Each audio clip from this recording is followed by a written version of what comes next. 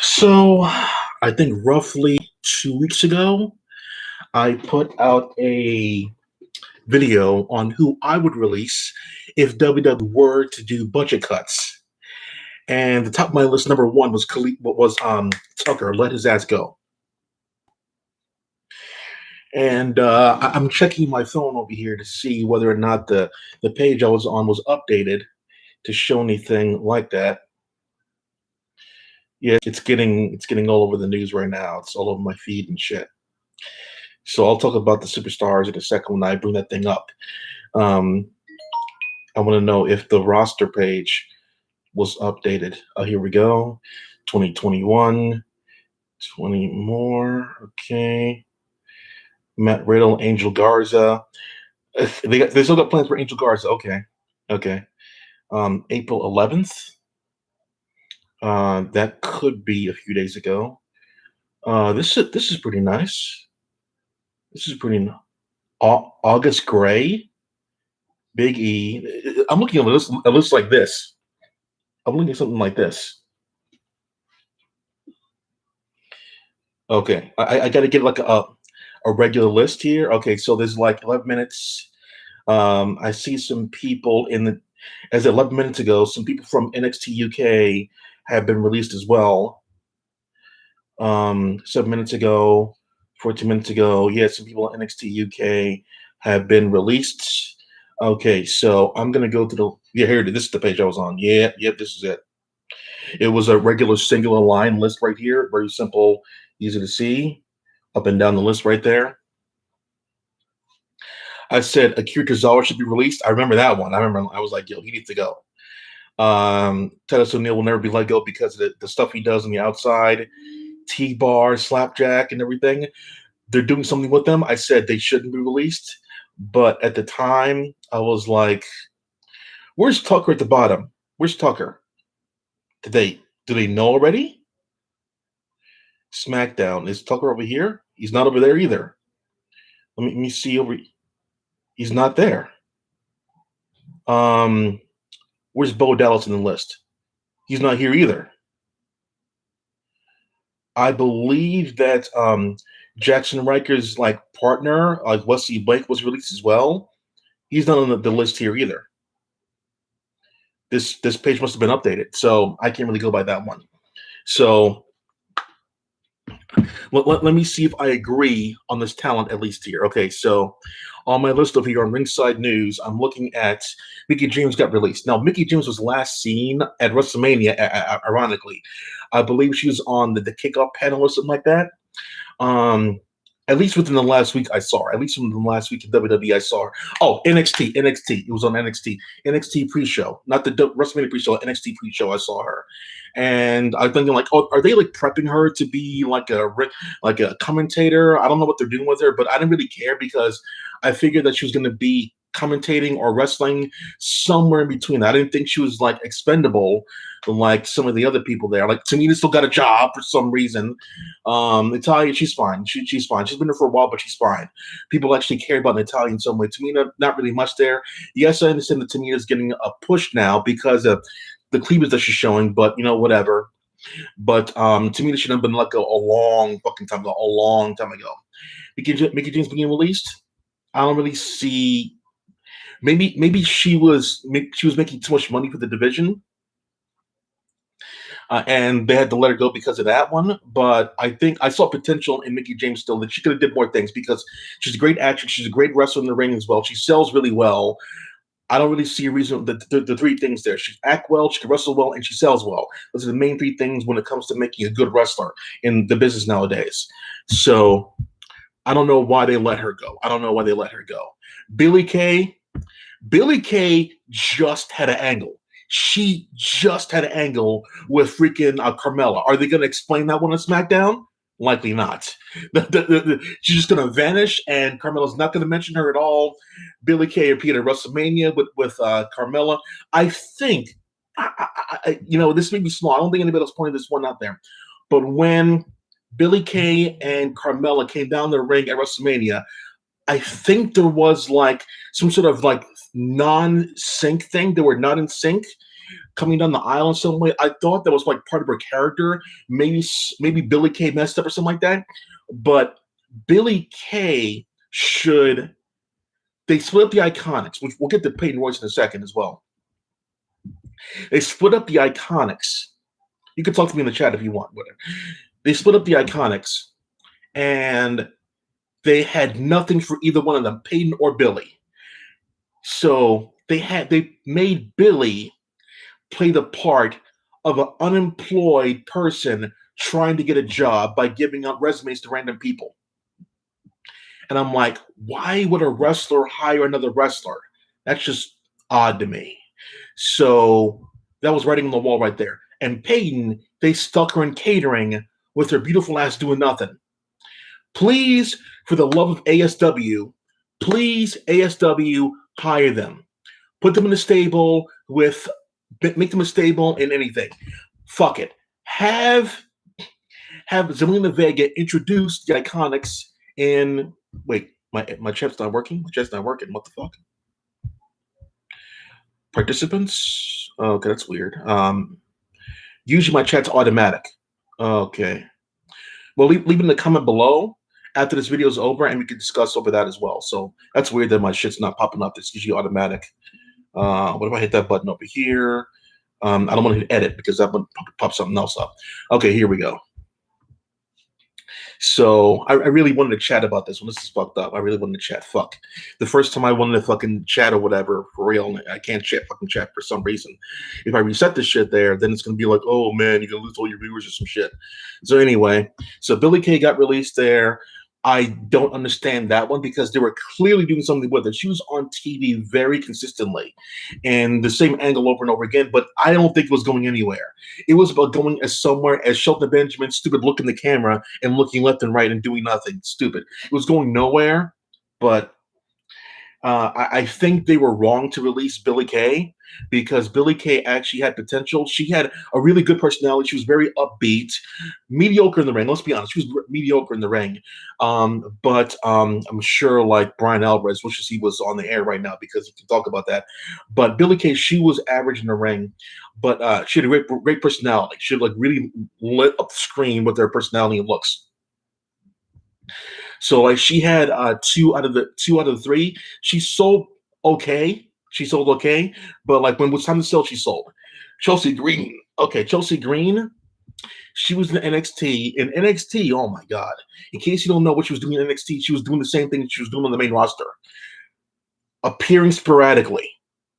She barely showed up to work. I mean, it had to be like once every 2 months you see her, if you're lucky. I have no idea why, but she was barely there in NXT.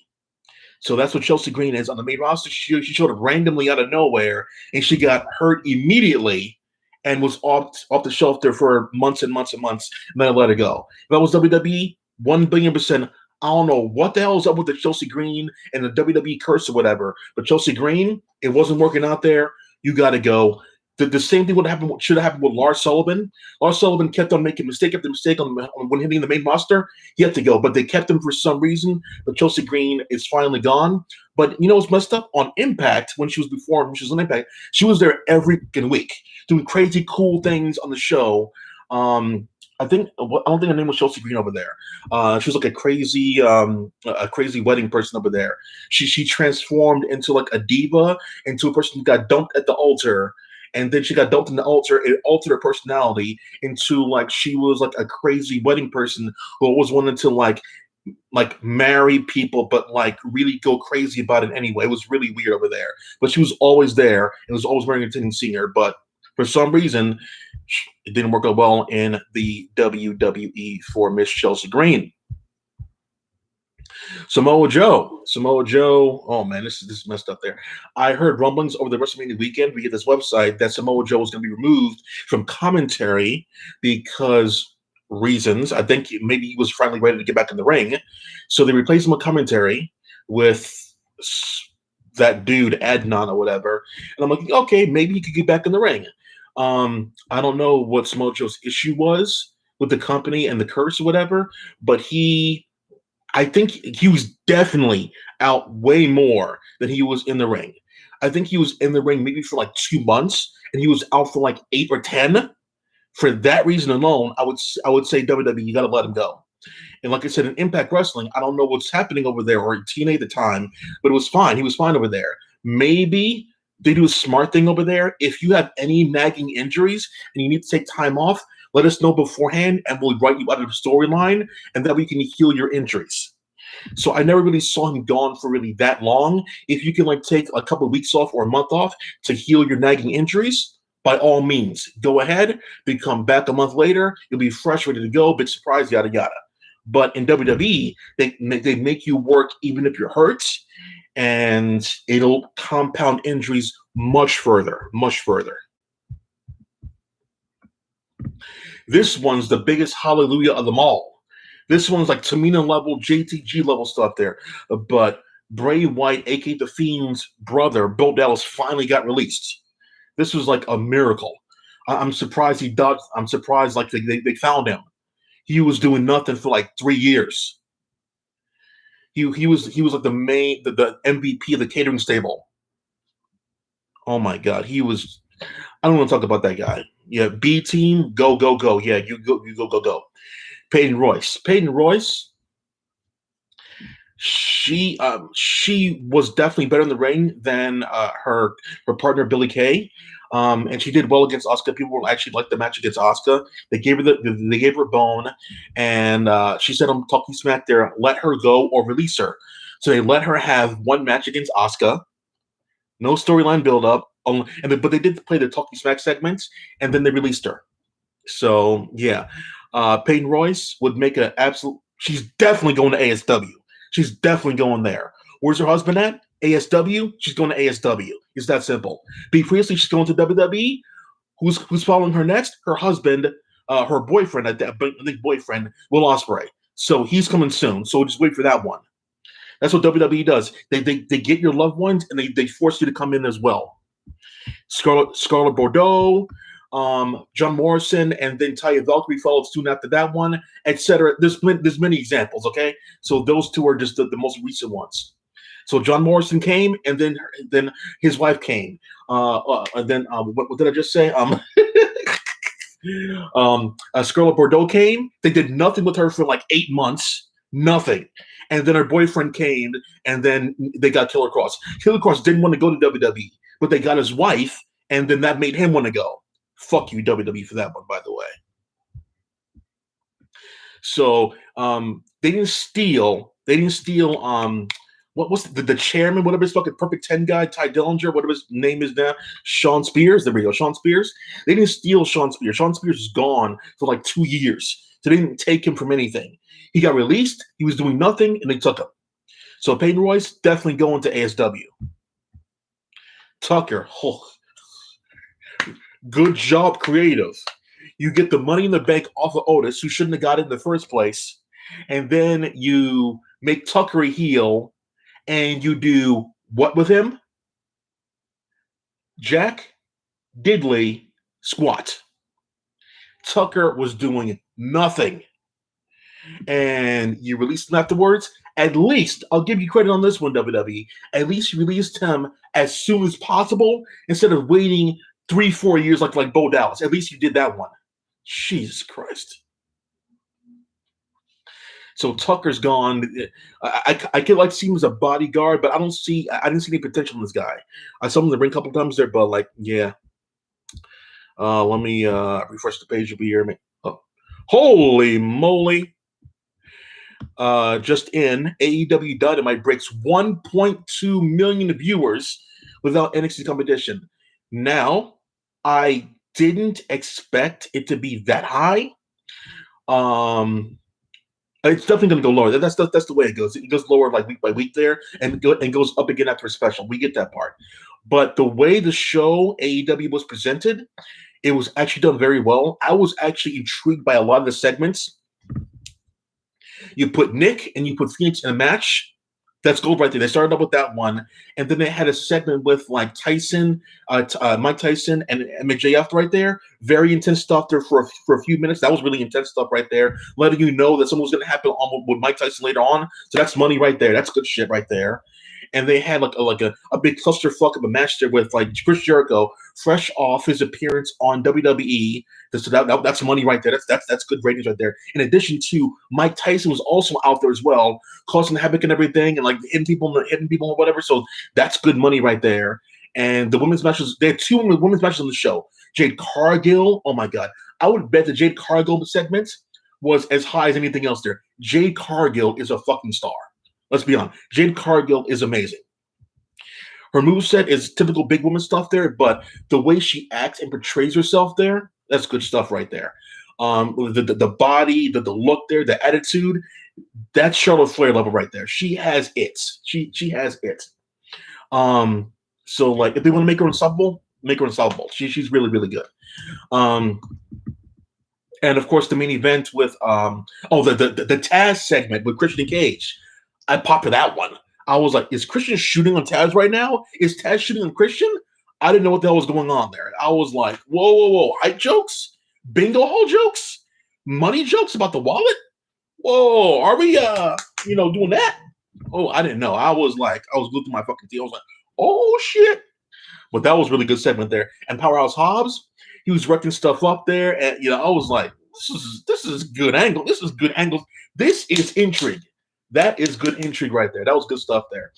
And I liked how Sting was used at the end with the Darby Allin versus Matt Hardy match at the end.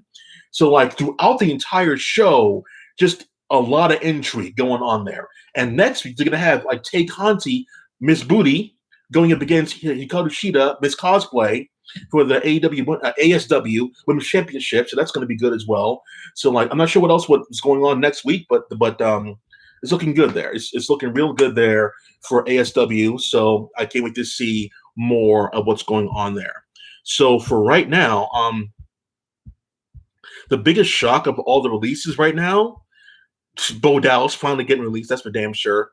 And the Iconics, both of them being released. That's a big shocker right there.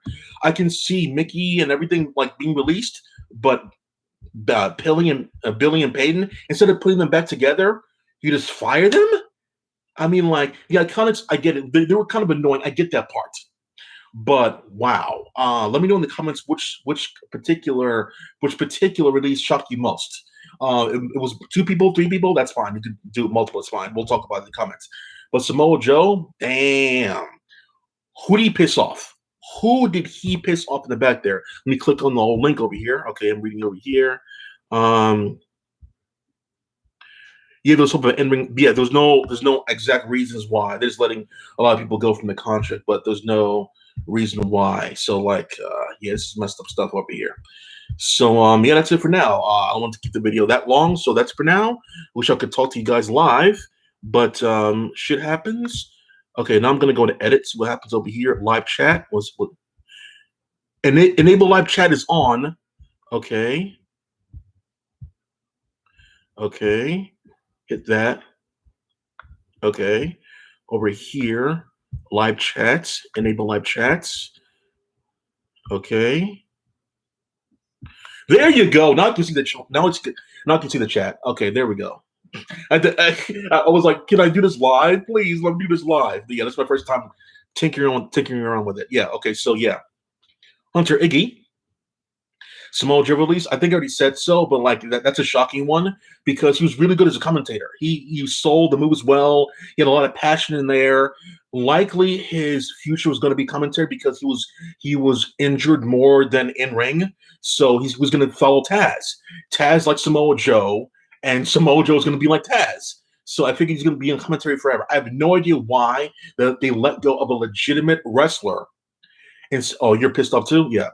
They let go of a legitimate wrestler, and they kept the yes men, So like, Byron Saxton was a wrestler, Corey Graves was a wrestler, but a hot cup of coffee, dude. A couple of months, 3 months, 4 months at most. Samoa Joe's been in the game for like 15, maybe 20 years, something like that. There, he has a lot of experience, and he put a lot of passion into his freaking commentary work. They let him go, and I'm like, this company is going to hell. This is God's honest truth there. I legitimately thought to myself when I was watching the Raw to WrestleMania, I knew they would fuck up. I knew they would. This company I have no faith in this company.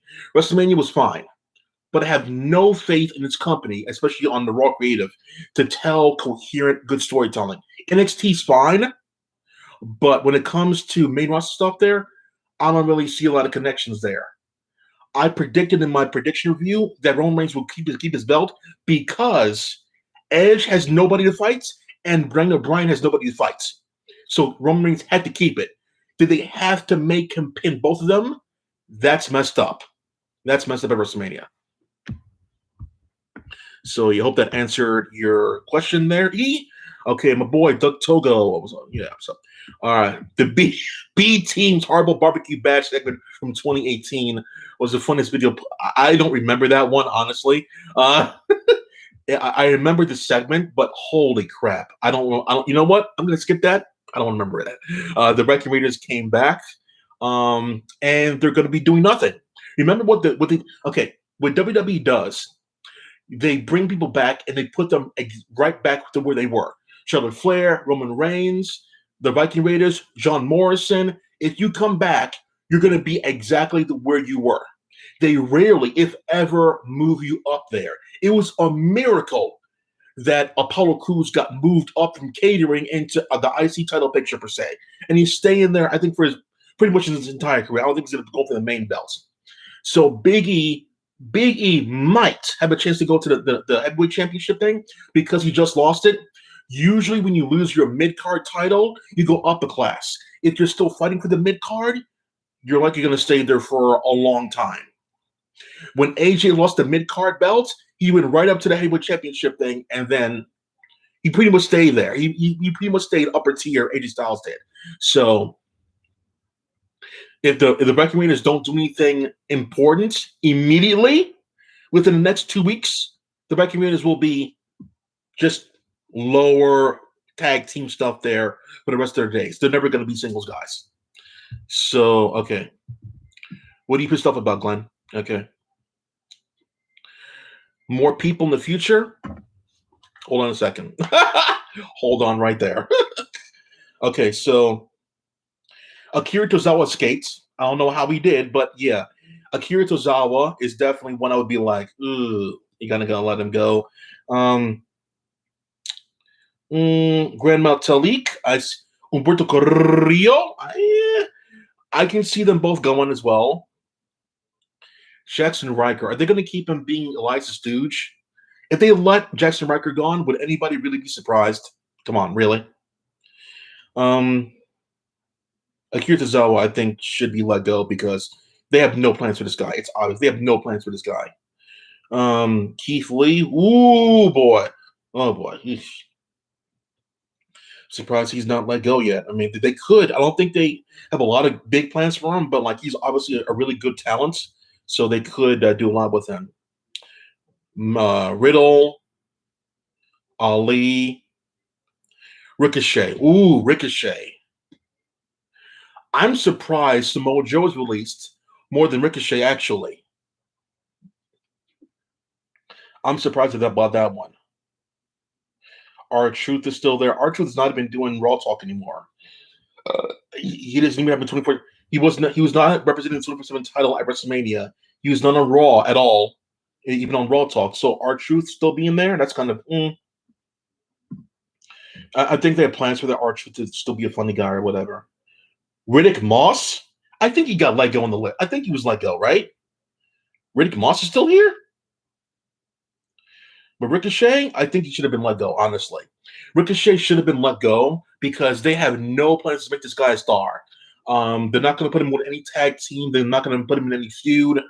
He has great talent, and they know ASW likes flippy people, so he should have been let go as well. I don't know why he's still there, honestly. I love Ricochet, but I don't think WWE has any plans or use for Ricochet. You know what I'm saying? Okay. So, hello, Hunter. So, I would be surprised when there was more people in the future. They did the exact same releases last year on the same date. So, Black Wednesday was April 15th last year. So, this is Black Thursday, April 15th once again. Wait, a few days after WrestleMania? Wow. Holy shih tzu. Oh, wow. Okay. Wow. The 15th, huh? It's come back to my memory. It's come back to my memory. Yeah, I think it was the 15th. Holy shit. Yeah, dude. Wow. Who's texting me? Get out of here, bro. Ooh, the internet's going crazy for this shit. The internet's going crazy. Oh my god. The 15th. Wow. Okay. I'm gonna do something a little extra for you guys in a second. So I got an idea. It just came to me. um, WWE might release Cedric. Ooh, Cedric and Shelton. I don't think that they put T-Bar and Mace in there. Maybe as a replacement for those two. Ali, I don't see them having. If I was them and I had no plans for Ali, I would let him go. I don't mind. This is the weird part about the whole thing, right? Truthfully speaking, there,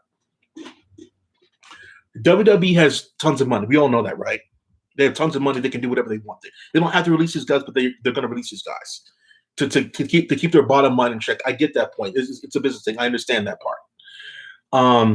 But certain people that are making too much money, I get that part too. You can't release Orton, you can't release Roman Reigns, you can't release AJ Styles, you can't release The Miz, et cetera, et cetera. I get that as well. But the thing is, when it comes to letting go of like unused talent, that's fine business wise. You don't have to, but should they as a business? I guess they have to. But the thing is, if I was running the WWE, I would do something with them. But also at the same time, when I think of ASW has so much talent they're not even using properly. Just today, I read an article. Finally, someone, it would happen to be Nick Jackson, Matt Jackson, the one that actually talks. ASW finally released a statement explaining why there's so many stables in ASW. Long story short, it was because it's easier for them to shuffle around stables than solo competitors. So at least that's something. And I knew something that was right. It's taking the easy way out. If you have an overflux of talent, you put them all in stables. So instead of writing for one individual person, you write for one particular stable here. They do this, they do that, they do this, they do that. So it's a lot easier to do that one. But they have so many people there. I don't even think about watching Dark or Elevation anymore. I don't even think about it. It's too much. If I ever feel the need to watch Dark or Elevation, I skip right to whoever I like or whatever, who happens to be in, like, I guess Anna Jay's not there right now. That's the only person I cared about. Ty Conti, because of that booty. I mean, let's be honest, he'll be here. And Phoenix, if he's on there, but Ray, I don't even think so for Phoenix. I rarely care about Dark or Elevation. I really care. Do you guys care about Dark or Elevation? I don't really care. But like, there's too much wrestling to talk about there. I'm in the middle of watching Hardcore Justice from Impact this past Saturday afternoon, right before WrestleMania, by the way, and not during it, in case you wanted to know why. But I got to watch that before Impact airs tonight. But I want to see the women's gauntlet match. The women's hardcore weapons match. That should be fun. Scott Hall was there for some reason. That was really weird. But yeah, I look at a lot of wrestling, but there's too much for me to like focus on. I do enjoy that it's on different nights, because before I was like scrambling to watch NXT or AEW first or whatever, and then going right into watching it because I got to watch the news the next day, be caught up in everything there. Now with Raw, shit. I'm getting off topic here. Like, I want to talk about more about the releases. Let's refresh this page. This page that I'm on, the site I'm on, is very fast, very very fast with the news. Okay.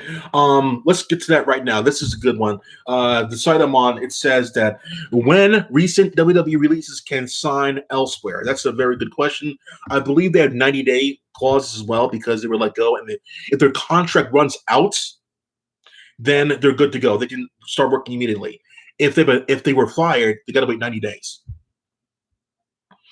July 14th, according to this. They can't sign anywhere, but of course they could They could talk to people in the meantime.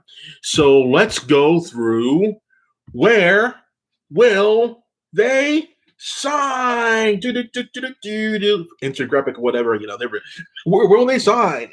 Okay, so we all know so here's an interesting thread. Here's how it's gonna go. This is what I surmise over here. So Peyton Royce is definitely going to ASW. We all know that part, right? Because her husband is there. So if she's going, Billie Kay's going. So that solves that problem right there. So she's going as well. Package deal. Now, ASW has to let women go. You can't just keep adding to your roster and doing nothing with them. You have to let some women go. So to make room for the Iconics, I would let go Big Swole. I don't know if Britt Baker needs Rebel. I don't know if they need her. I don't know if they do. I like legit Layla Hirsch. I like her. Red Velvet is good. She has a lot of passion. I like her as well. Don't get rid of her. But just those two. At least for right now. I can't think of anything else there. I don't think ASW has any plans for Big Swole. I don't think Rebel will be an angle ever. I personally like Rebel because I remember seeing her in TNA and Impact, and very, very sexy, very, very nice girl. But ASW has no plans for this girl. Let her go for the Iconics. You can't just keep adding to your roster. It's going to keep costing you money. You're not getting revenue from merchandise, really. You're not getting money from ticket sales. You gotta do the right thing for business. My son anniversary is in 90 days. Oh shit, yo. Oh shit, yeah. There we go. Add moderator. There we go. Yeah, Togo, you're a moderator now. Okay, there we go. ASW in my chat. ASW, All Stable Wrestling. If AEW releases Anna Jay, Tay Conti, and the whole wrestling, you're telling me. I watch ASW's Women Division for Hikaru Shida. She's good. Tay Conti, Anna Jay, Layla Hirsch. Here's a secret one that you don't know about. I actually like the mean girl who was a burn book. I actually like her. Dana something. She was also in NWA for a hot cup of coffee. So I like her. She does really nothing in the ring, really, but take out that booty though. If you like her booty, you don't got nothing on what 1 second over here. I believe it's my phone right here. There we go. There we go. Busted Open podcast. Mark Henry and the host, they gush over Tay's booty. Every time she's out there, they talk about that booty. Because there's satellite radio, they can get away with saying anything. They love that booty. That's for sure. And they make no bones about that one. They laugh and talk about it. It's hilarious. Take out the booty. And I don't know if you guys saw it or missed it, but I think about a month ago when she was on Dark, number -1, the kid, Brody Lee, when she was doing her hula dance or whatever, -1 was caught taking a peek at that booty, and the whole chat went crazy. It was ridiculous. I was laughing my ass off. I was like, I see you, -1. I see you. So Iconics to ASW, Bo Dallas, he's gone from wrestling. He's never going to go back to wrestling again. If he goes back to wrestling again, it won't be for that long. It'll be like Heath Slater. It won't be that long or whatever. Chelsea Green, she may go back to Impact. I can see that for sure. Mickie James, I can see her in ASW if they want her. I can see her in ASW. Tucker, he's gone from wrestling. Tucker has the same lazy work ethic as what was the name? The Acolytes, the Apocalypse, the Armageddon, they were the longest running, whatever. And they see take the champions. The Apocalypse. They made fun of them for being like the LOD or whatever, and they beat them up on the Raw Anniversary show. I forget the name. I forget the names. Anyway, Elsa Black. If he was released, it'd be like a blessing in disguise. So yeah, I forget the names. Ascension. Thank you. I forget the names. I mean, like, shit, I bet WWE did this for damn sure. Yeah, lazy work ethic, and they're nowhere. I didn't see one NWA when they had the NWA pay per view, like in the middle of nowhere or whatever. I didn't see them there. Neither one of them. I don't expect to see them ever again. They're not going to be anywhere else. They were very happy getting a paycheck doing nothing, and WWE was like, no. Security stuff over here about trains and everything. Okay. So, yep, that's my time. Okay, so I got to get out of here at 4:30. All right, cool. So Chelsea Greens is friends with Deon Purrazzo and Dick. Thank you. Exactly. Holy shit, too. The reason I don't do live that often, honestly, is because I don't want to be restricted to always being here at all times, because sometimes things pop up every now and then, So I want to do a Saturday thing where I talk about all the wrestling throughout the entire week. So the NXT. Okay, so at this current time, because Impact has some stuff you have no idea, because Su Young is back. I don't know what's going to happen with her, and Tommy Jim is going back to say match time. So that's a thing over there. So I want to see what happens with that one. It's going to be funny. And SmackDown, I don't have a lot of hosts for SmackDown. Honestly, I don't have a lot of hosts for that. But I think that NXT this week was very good, and AEW was good too. So both those shows were definitely worth watching this week for sure. I think next week with NXT and AEW, I think they both have good shows lined up there with all the threads that they were going with. There's a lot of cool things happening, and I liked at the end of ASW when staying through Darby Allin the Bat. And it was like a passing the torch kind of moment, like passing the torch. Like, here's the Bat Kid. I'm the Bat wielder now. That was kind of cool. I like that part. That was really good. And he used the bat well. He used my stomach and the back and everything. It was a crack in the head. I'm like, oh yeah. So that was really cool. Yeah. Cup and drop from the truss onto the announce table. I mean, that was really cool as well. So AEW overall was I think overall was the better show, the best show this week there for your viewing dollars per se, So anybody disagree with that one? I think AEW did, but NXT gave me the biggest pop when Indy Hartwell did the thumbs up and the wink at the camera at the end. I popped like I was a kid again. I was like, it fucking paid off. Oh my God. And there's more they can do with this one as well for next week to see where the hell he took her. Where did he take that girl? He took a passed out girl into nowhere. I have no idea. Is she going to transform? Is she going to start trying to get all over him? Is he going to like it? Is he going to change because of Indy Hartwell? I have no idea. But they're doing something with that one, and I'm very happy with that. So I'm looking forward to seeing what they do with Indy and what? You love the moment on NXT with the Rico. That was a good moment. That's correct. But when I saw it, I could only think of one. I think as a kid or whatever, maybe as a teenager as well, maybe I would have saw it for what it is. But as an adult now, it was a photo op. That's all I saw it as, a photo op. There was no storyline reason why those girls were there. She didn't call anybody out there. It was just get out there to take a title, to take a moment with the belt, and you get out there with the belt. The NXT girls are doing their thing. It felt forced because Raquel Guns was talking. It felt as forced as that Frankie Monet thing in Taya Valkyrie. It felt as forced as that one. Raquel's talking, and then Frankie Monet makes her debut. Barely any fanfare, barely any cool entrance, and Frankie says, "I want your title." Whoop-de-doo! Who doesn't want the women's championship? Whoop-de-doo! And then she leaves. Thanks for coming. it didn't really mean anything. So like she comes with the belt there, come with the belt there, come with the belt there. I'm like, it was fine. It looked great. Obviously, it was pictured very well. It was framed very well. But I was thinking like, how does this make me pop? It's nice. It's nice. It's nice visual, but it doesn't really make me pop.